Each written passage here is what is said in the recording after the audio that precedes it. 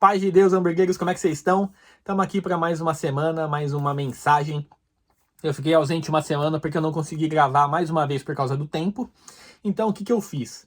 Aqui em casa eu arrumei um jeitinho aqui, um cantinho, aqui no meu quarto, e criei esse mini cenário para conseguir deixar o videozinho aqui mais produzido aqui para o canal e para parar de depender do sol e do tempo externo, né? Quem mora aqui no Japão sabe o quanto é difícil a gente ter um canto de estudo, uma biblioteca, um escritório aqui dentro de casa no Japão. É praticamente impossível, né? A não ser que você mora numa casa mesmo, em uma casa grande, que não é o meu caso. Então eu arrumei aqui um cantinho aqui no meu quarto para conseguir fazer esse cenáriozinho aqui. Tem aqui uns livros, um material de estudo que eu uso aqui bastante, né? A Bíblia, os livros que eu tô lendo agora, que eu, num outro momento eu posso até falar sobre eles, né? Tem os livros nerds aqui, porque sou nerd, sou um papai garoto, gosto. Então, quando eu quero só relaxar a cabeça, gosto de ler.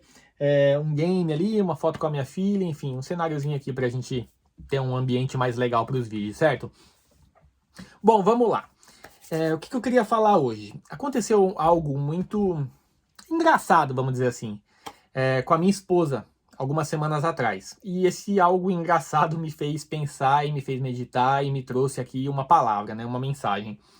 Que foi o seguinte, a gente foi pro culto algumas semanas atrás e a gente estava passando uma situação, a minha esposa estava passando uma situação na vida dela e ela foi nesse culto buscando uma resposta específica, né, para essa situação. Ela queria uma resposta, ela tinha em mente a situação, tinha em mente, vamos dizer assim, as alternativas para resolver aquela situação e ela foi atrás de uma resposta no culto. E aí foi muito engraçado porque ela foi atrás, ela, né, congregou, enfim, ouviu a palavra, e a resposta que ela recebeu de Deus não tinha nada a ver com a pergunta que ela estava fazendo. Ela recebeu uma resposta de fato, mas o que acontece? Ela estava fazendo uma pergunta que colocava ela num estágio mais avançado, né? E a resposta que Deus deu a ela é que ela ainda estava no estágio mais... um estágio antes daquele que ela imaginava estar, né? Então, ela recebeu uma resposta que ela nem sabia que precisava. Foi uma repreensão. A Bíblia fala que a gente tem que amar a repreensão. Provérbios fala que quem quer sabedoria divina tem que amar a repreensão, porque a repreensão é uma forma de aquisição da sabedoria, né? Então, ela recebeu uma repreensão, mas uma resposta. O que me chamou mais a atenção não foi a resposta em si, mas o fato de ter sido uma resposta que ela nem sabia que precisava, né? Uma resposta que fez ela pensar e trouxe ela um estágio antes do que ela imaginava estar, né? Então, uma resposta que obrigou ela a pensar, a dar um passo para trás e rever uma situação que ela nem sabia que precisava de rever, né? Precisava ser revista antes de chegar naquele estágio que ela imaginava estar.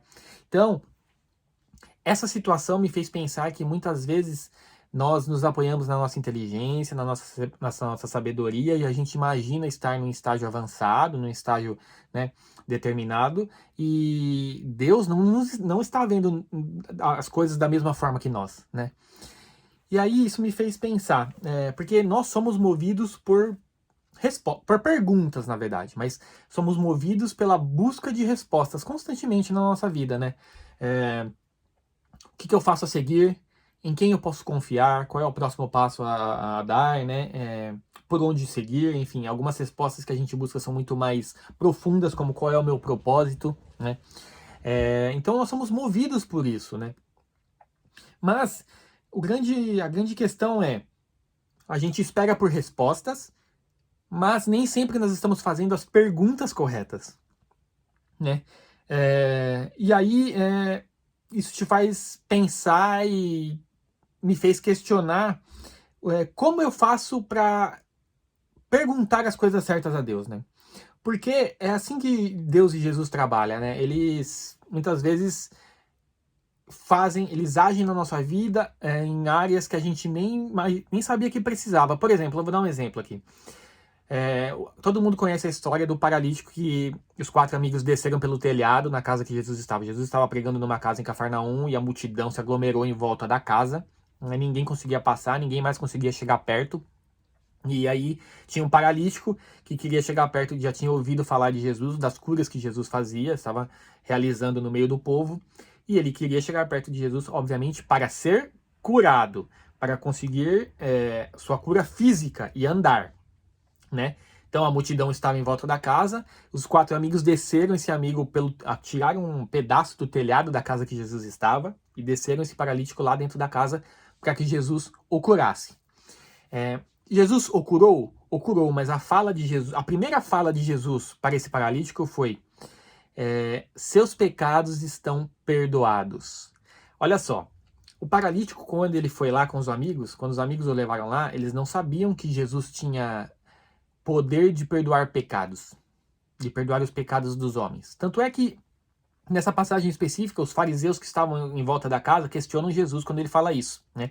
Jesus fala ao paralítico: seus pecados estão perdoados. Os fariseus falam para Jesus: quem você pensa que é para perdoar pecado, né, do homem? Quem você pensa que é? E aí Jesus responde aos fariseus: para que vocês saibam que o Filho do Homem tem poder na terra para perdoar pecados, ele cura o paralítico. Então ele fala para o paralítico: seus pecados estão perdoados, né? O que é mais fácil de falar? Seus pecados estão perdoados? Ou levanta-te, pega a tua maca e anda, né? E vai para casa.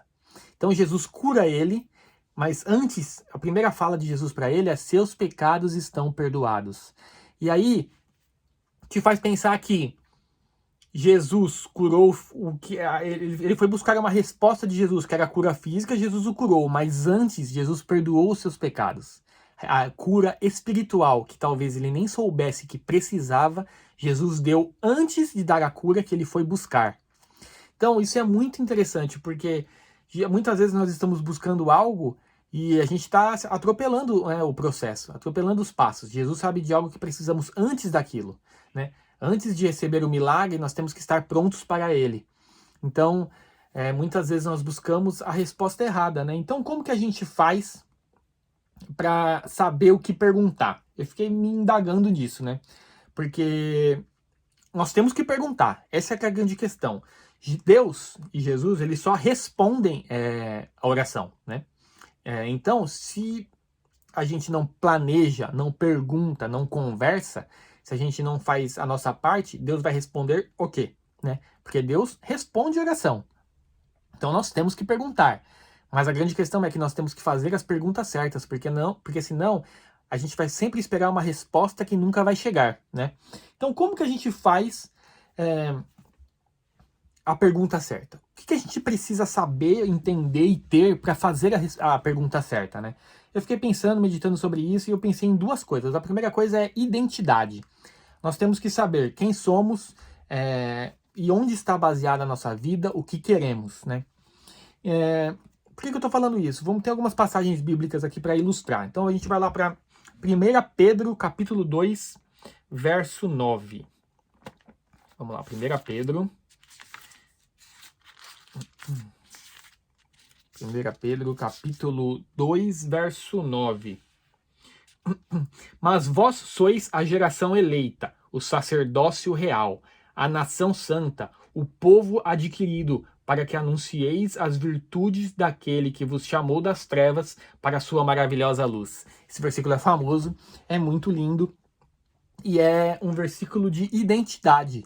Nós temos que saber quem nós somos. Nós somos sacerdócio real, geração eleita, nação santa e povo adquirido, para que anuncieis as virtudes daquele que vos chamou das trevas para a sua maravilhosa luz. É um versículo que nos identifica o nosso papel, né, no meio do povo, né? Colossenses 3, 1 a 4. Vamos lá, Colossenses,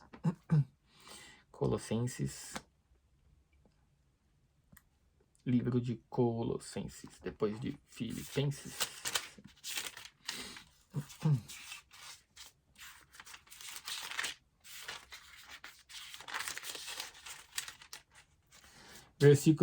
Capítulo 3, versículos de 1 a 4. Portanto, se já ressuscitastes com Cristo, buscai as coisas que são de cima, onde Cristo está assentado à destra de Deus.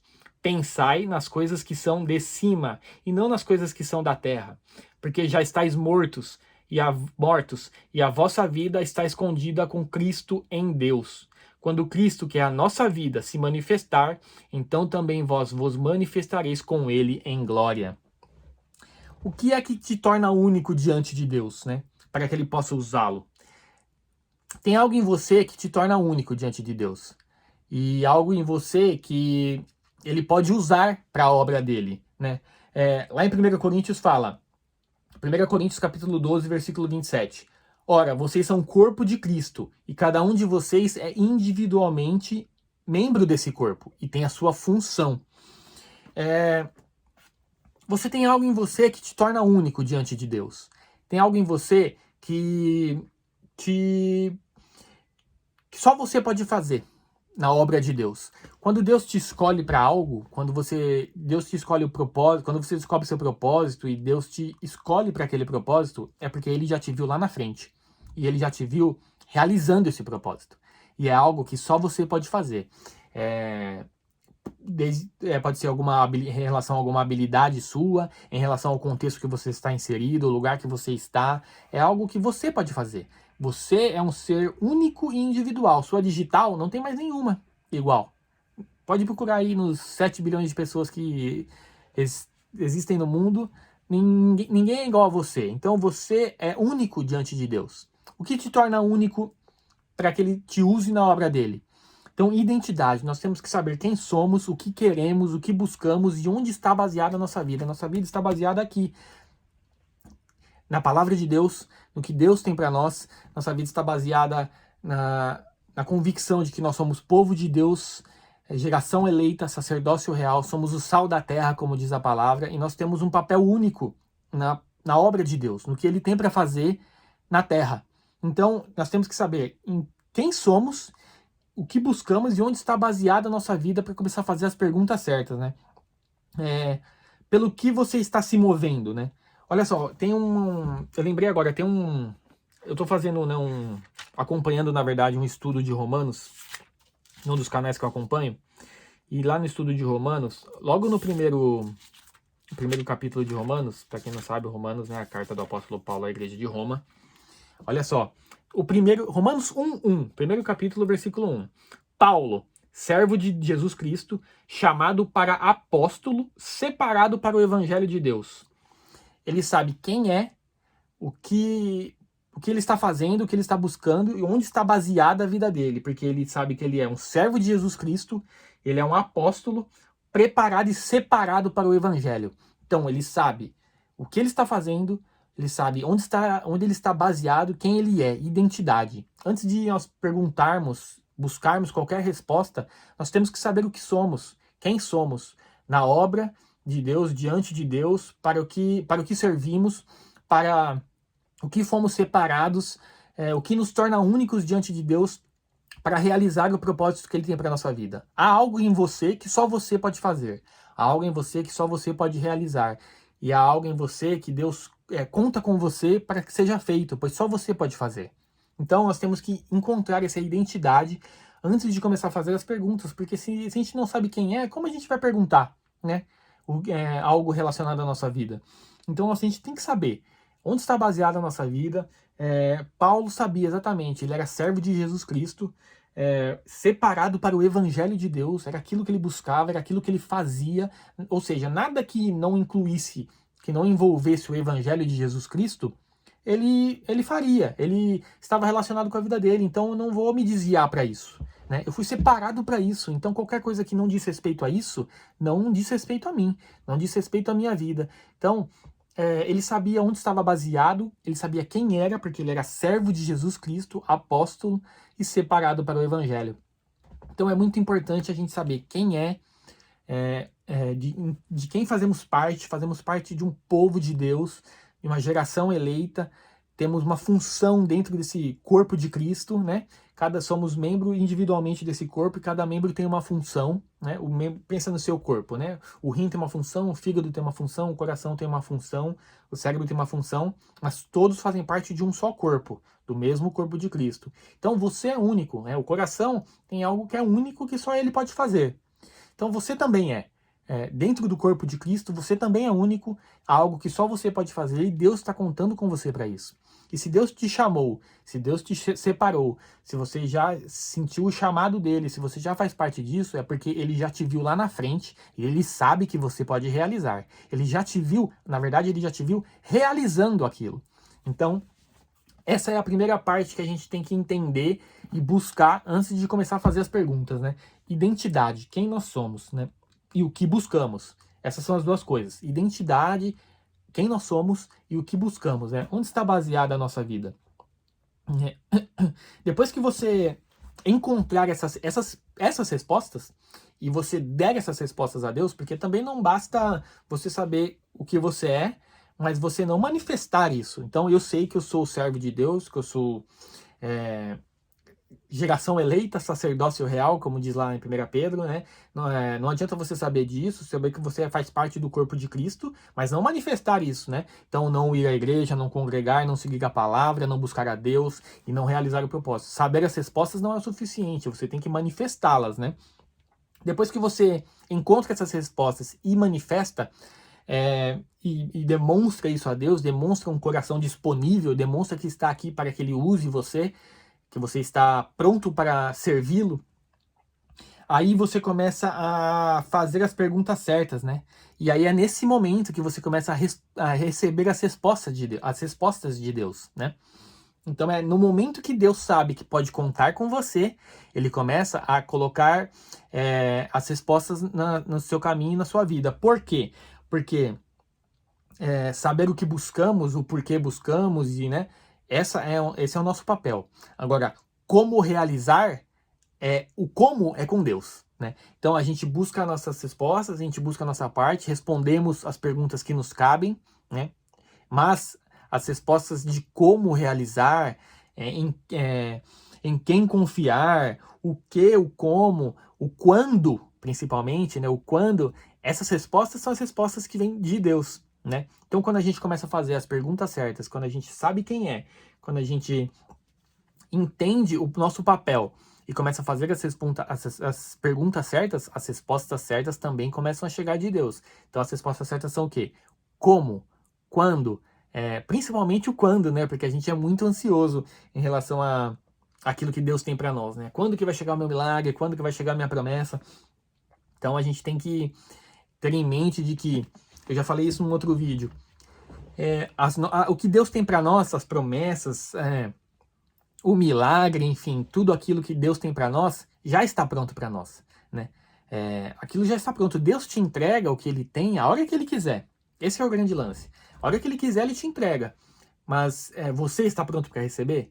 Então, lembre-se de que não são as bênçãos, né? Não são os milagres, as promessas que estão sendo preparadas para nós, elas já estão prontas. Somos nós que estamos sendo preparados para recebê-los, né? Receber a promessa, receber as bênçãos, né? E aí a gente tem que ter em mente o seguinte também, é muito importante entender isso. Não tem atalho no reino de Deus. O reino de Deus, tudo é processo, tudo é passo a passo, tudo é com calma, tudo é longo prazo. Nada nasce pronto no reino de Deus, né? Eu sempre ouço essa comparação de pastores que eu sigo e é muito interessante a gente pensar. Existem dois Adãos. Você quer falar Adãos? O plural de Adão? Não sei qual é o plural de Adão. Adãos. Vou falar Adãos. Existem dois Adãos na Bíblia. O Adão e Eva, lá do Jardim do Éden. Esse nasceu pronto. Deus fez do barro, soprou a vida nas narinas e nasceu pronto, grande, né? E na primeira tentação, puf, caiu, né? E o segundo Adão, também chamado Jesus Cristo, nasceu pequenininho, uma sementinha no ventre de Maria, foi crescendo, se desenvolvendo, amadurecendo, maturidade, né? Uma palavra-chave para o reino de Deus. Foi amadurecendo, passou por processos, até estar pronto para realizar o seu propósito. Então, tudo que é de Deus nasce pequeno e vai crescendo, amadurecendo. Tem um versículo de Provérbios que eu acho muito lindo, eu amo, Provérbios capítulo 4, versículo 18, que diz assim, ó, o caminho do justo é como a luz da aurora, que brilha cada vez mais até ser dia completo. Então, a luz da aurora que vai Começa lá de manhã, 5 horas da manhã tem o primeiro pinguinho de luz, e aí 5h05 mais um pouquinho, 5h10 mais um pouquinho, né? E aí até que vira dia completo e o sol brilha, né? Então, o caminho do justo é assim. A vida do crente é assim. O reino de Deus é assim. É pouco a pouco, é passo a passo, processos, é longo prazo, para que a gente atinja a maturidade ideal para quando chegar na Terra Prometida, estar pronto para a Terra Prometida, né? Porque não adianta nada a Bíblia fala também, né, e tem diversas passagens que mostram isso, que a herança antecipada vira maldição, né? Então nós já somos herdeiros, co-herdeiros de Cristo, como diz a palavra, né?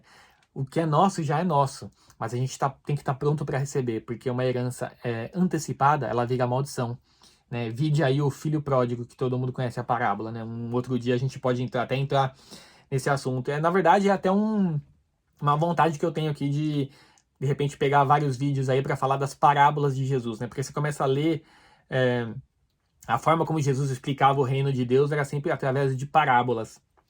E a didática de Jesus, o ensino de Jesus era uma coisa fantástica, né? Jesus era perfeito, claro, né?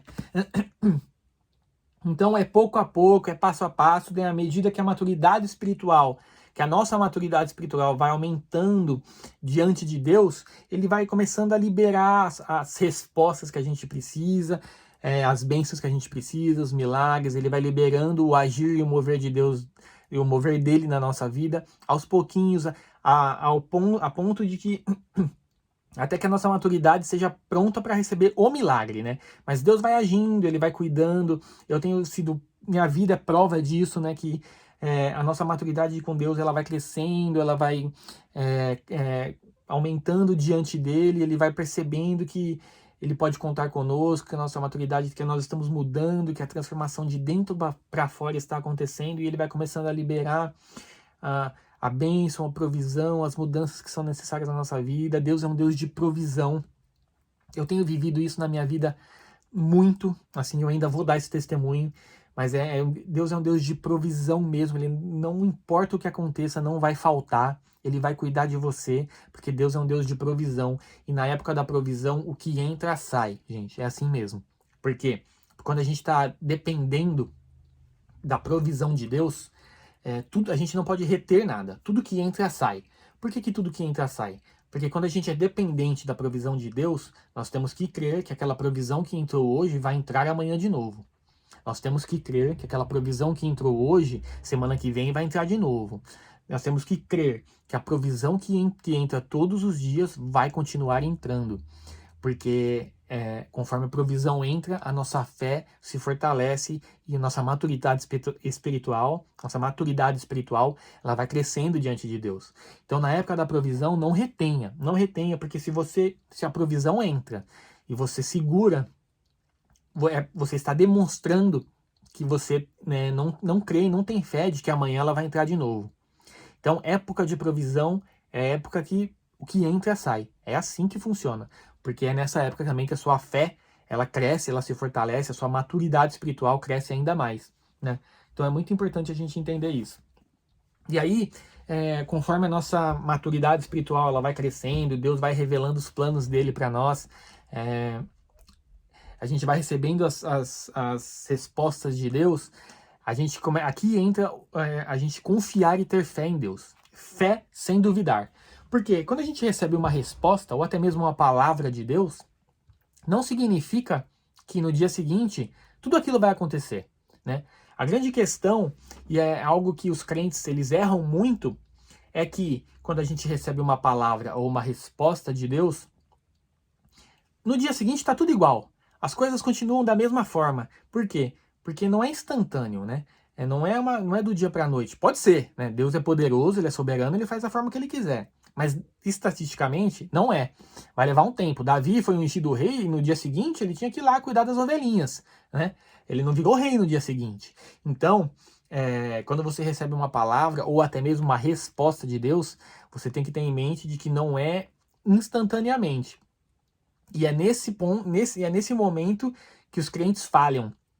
Porque recebe a palavra, recebe a resposta e acha que no dia seguinte já tem que acontecer aquilo, e quando aquilo não acontece, a fé ela esmorece, quando aquilo não acontece, começa a duvidar, né? Ou vira uma herança antecipada e você começa a viver aquela palavra antes de estar de fato nela. E aí aquilo vira uma maldição, né? Enfim, então você tem que ter em mente de que quando você recebe uma resposta ou uma palavra de Deus, é uma previsão, né? É um anúncio, um prenúncio daquilo que vai acontecer. Não significa que no dia seguinte vai acontecer. Já aconteceu, né? Então a sua fé, ela não pode fraquejar nesse momento, né? A resposta de Deus vai chegar e você tem que ter paciência para o cumprimento daquela resposta. Tem que perseverar, né? Vamos ver aqui, ó. Tem uma passagem que eu separei aqui. 2 Timóteo, capítulo 1, 10 e 11.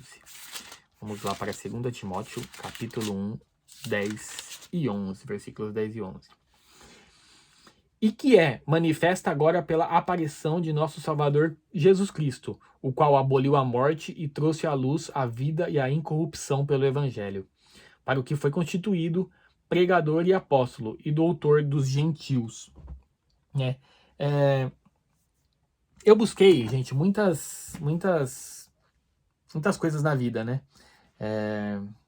Fiz vários planos, fiz várias coisas que não deram certo, né? O engraçado é que eu busquei muitas respostas, mas busquei também fora de Deus, mas eu busquei muitas coisas na minha vida, né? Tentei muitas coisas na minha vida. E elas nunca deram certo. E recentemente eu tenho descoberto um propósito, que é falar da palavra, que enfim, gravar esses vídeos e falar da palavra com quem eu posso falar, tentar levar adiante o Evangelho de Cristo para quem precisa. A gente, principalmente aqui no Japão, a gente mora num lugar que necessita muito. As pessoas, elas são muito carentes de algo de esperança, né? Principalmente. E o Evangelho é isso.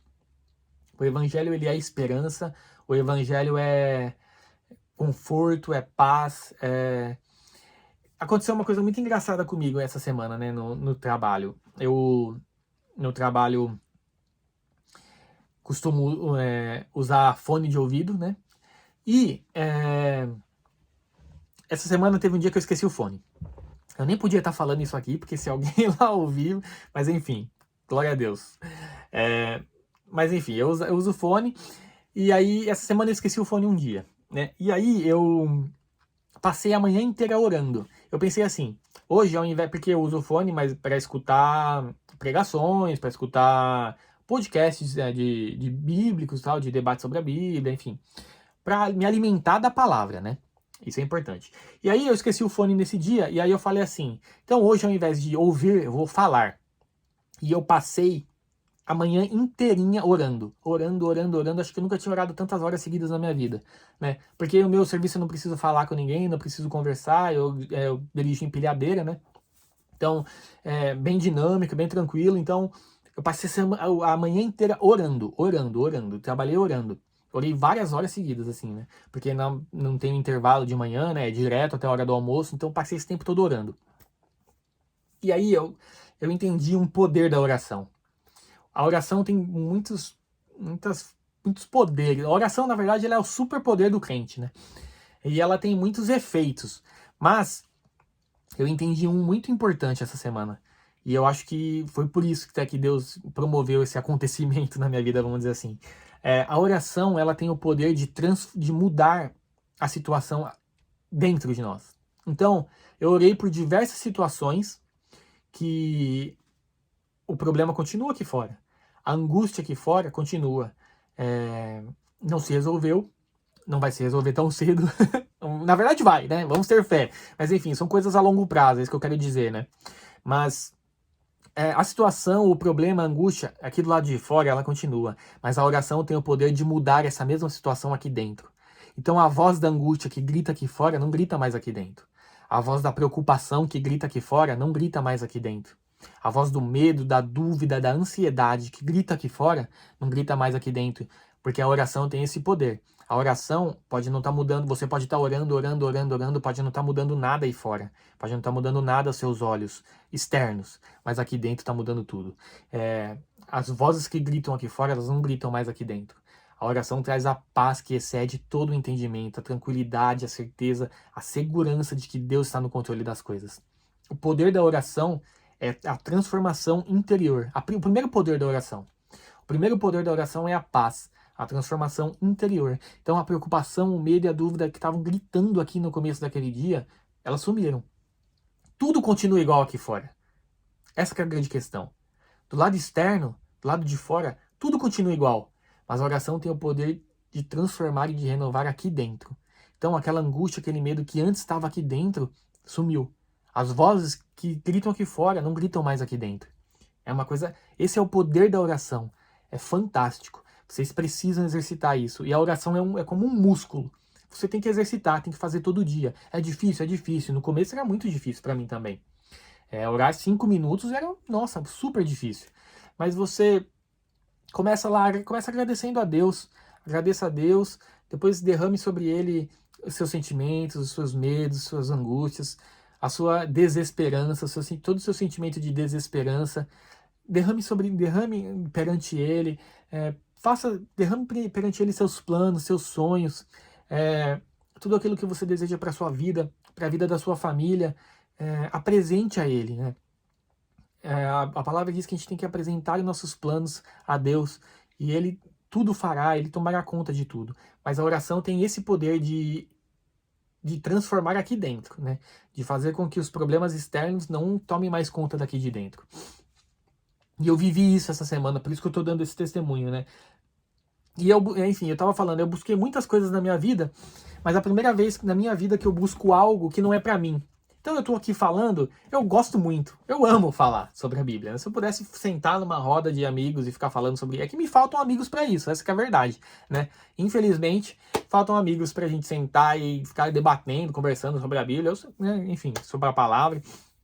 Infelizmente a gente vive num país que é muito carente disso, né? Muito carente de esperança, muito carente do evangelho. É um país que é entregue à idolatria, né? E eu cometi esse erro também, quando eu estava afastado eu não idolatrava, não seguia nada, mas cometi o erro de estar em lugares que não deveria, carregar amuletos, coisas do tipo. Então eu cometi muitos erros e pela primeira vez, a diferença do que eu tenho feito agora, buscado agora, para todas as outras coisas que eu busquei na minha vida e não deram certo, a grande diferença é o propósito de que dessa vez não diz respeito só a mim. Não é apenas para o meu benefício, não é apenas para o que eu quero, não é apenas para o meu crescimento. Pela primeira vez é sobre os outros, né? Pela primeira vez, o que eu quero não é a principal coisa, né? O que eu quero não é o principal objetivo. Pela primeira vez é sobre os outros. Pela primeira vez é sobre transbordar na vida do outro. E esse é o ponto chave. Eu não sei qual é o meu propósito. Como que eu vou saber se isso ou aquilo que eu estou fazendo agora é o propósito para a minha vida? Saiba o seguinte, o propósito não subsiste em si mesmo. O propósito de Deus para a sua vida não subsiste, não se sustenta, não diz respeito só em si mesmo, só sobre você. O propósito é sempre sobre os outros, sobre transbordar na vida do outro. O que Deus te dá não é para você. O que Deus te dá é para transbordar na vida do outro, né? E o outro, o que Deus dá para o outro é para transbordar na sua vida, né? A influência que Deus te dá, o dinheiro que Deus te dá, a condição que Deus te dá, o network que Deus te dá, não é para abrir portas para você, é para que você mude a vida dos outros, né? É para atingir a vida de outras pessoas.